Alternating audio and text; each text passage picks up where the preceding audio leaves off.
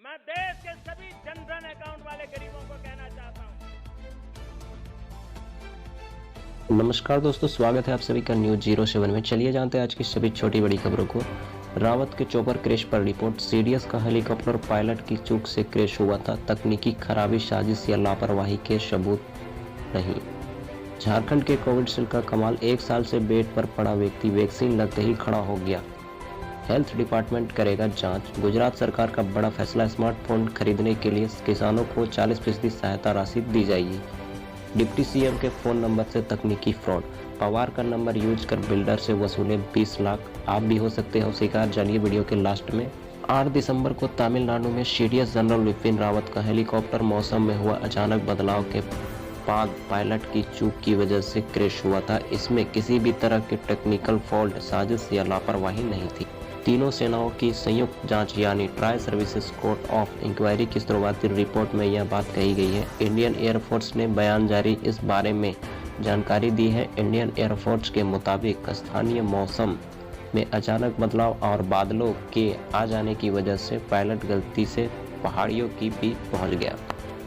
Air force ने बताया flight data record और कॉकपिट वॉइस रिकॉर्ड की शुरुआती जांच में किसी तरह की लापरवाही, मशीनरी से छेड़छाड़ या चॉपर में तकनीकी गड़बड़ी की आशंका नहीं मिली है। 8 दिसंबर को भारतीय वायुसेना का Mi-17 हेलीकॉप्टर तमिलनाडु के कुन्नूर में क्रैश हो गया था। हादसे में जनरल रावत और उनकी पत्नी मधुलिका के साथ 12 और लोगों की मौत हो गई थी। झारखंड में कोविशील्ड का कमाल। जो काम लाखों की दवा नहीं कर पाई, वो फ्री की कोविशील्ड वैक्सीन कर गई है। ये दावा झारखंड के बोकारो के दुलार चंद मुंडा का है। जिले के पेटरवार प्रखंड के टकाहा गांव के रहने वाले 55 वर्षीय दुलार चंद मुंडा पिछले 1 वर्ष से गंभीर रूप से बीमार थे।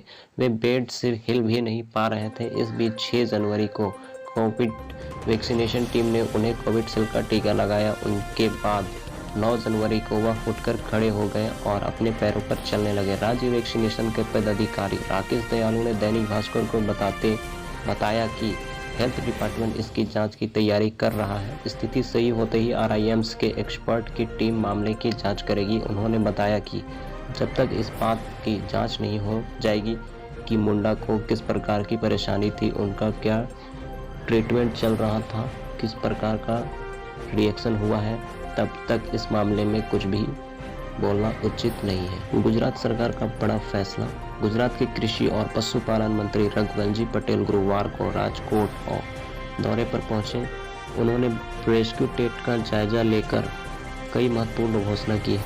इस अवसर पर उन्होंने बताया कि पहले किसानों को 15,000 रुपये की सहायता राज्य सरकार की ओर से मोबाइल खरीदने के लिए की गई थी, जिसमें अब बढ़ोतरी की गई है और अब किसानों को 15,000 रुपये तक का मोबाइल खरीदने पर 40% की सहायता दी जाएगी। इसमें कम से कम 6,000 रुपये की मदद किसानों को मिल सकेगी।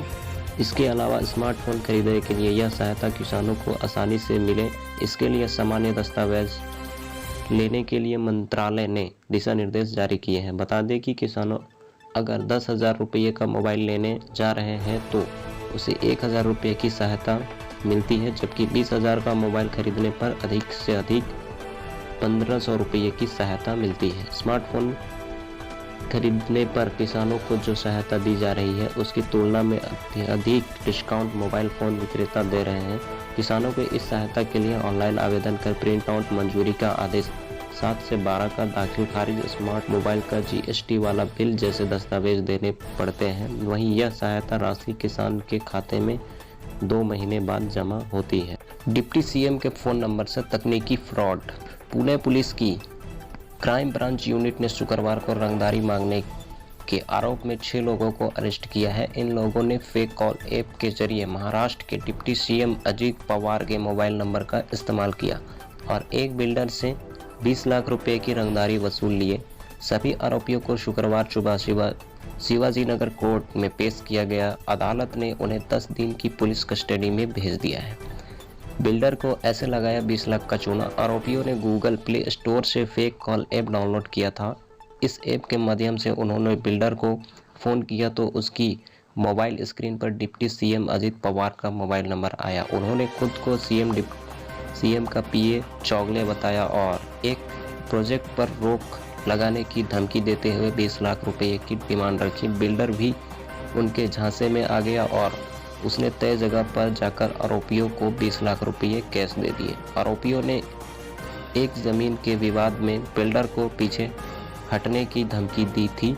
इसी से बिल्डर को उन पर शक हुआ और मामला पुलिस स्टेशन तक पहुंचा। ऐसे पता कर सकते हैं फेक कॉल का नंबर। पुणे पुलिस के साइबर एक्सपर्ट और डिप्टी सब